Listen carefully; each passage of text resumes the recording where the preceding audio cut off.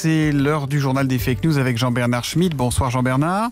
Bonsoir Thomas. Le patron de Spicy. Il y a un gros sujet d'inquiétude et hélas de rumeurs également sur les réseaux. Nos hôpitaux sont-ils bien équipés face à la crise du Covid-19 ? En effet, Thomas, c'est une question évidemment extrêmement importante en ce moment. Alors, dès que quelqu'un dit ou montre quelque chose qui se passe à l'hôpital, parfois juste pour informer, eh bien le risque sur les réseaux sociaux, c'est la surréaction, l'emballement, voire la déformation des faits. Le dernier exemple en date, il nous vient de Marseille.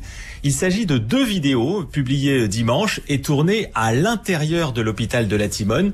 Sur chacune, on voit des infirmières qui enfilent des blouses de protection, des blouses qui visiblement ont quelques défauts. Bon ben voilà, les nouvelles blouses qui se déchirent, c'est normal. Oui. Celle-là je l'ai vue, elles partent en lambeaux effectivement ces blouses. Exactement, les infirmières le montrent bien. Et sur la seconde vidéo, même démonstration de la part de soignantes qui, elles, rient ironiquement ou nerveusement de la situation. Écoutez.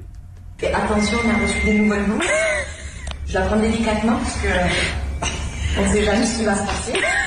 Alors, évidemment, on peut supposer que les réactions ont été intenses après ces 2 vidéos.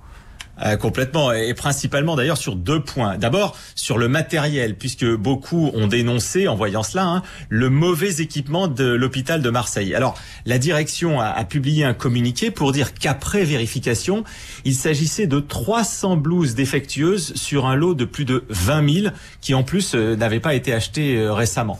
Et le deuxième type de réaction, il est sur le sort des infirmières elles-mêmes, celles qui ont réalisé ces vidéos. Des messages largement relayés sur les réseaux sociaux ont dénoncé le fait qu'elles allaient être sanctionnées.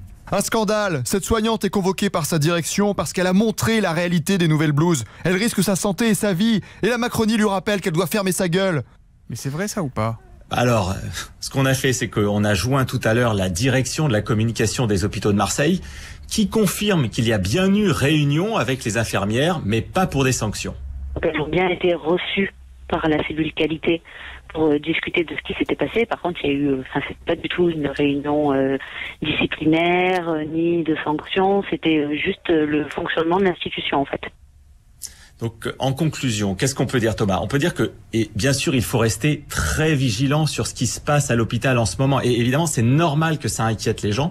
Mais une fois de plus, attention à ne pas dire n'importe quoi sous le coup de l'émotion. Et évidemment, quand on n'a pas d'infos. Et c'est pour ça qu'on vérifie, qu'on source, qu'on cherche les origines et surtout qu'on écoute Jean-Bernard Schmitt qui nous raconte tous les soirs dans le journal des fake news les pièges et les panneaux dans lesquels il ne faut pas tomber. Merci beaucoup Jean-Bernard et à demain. À demain.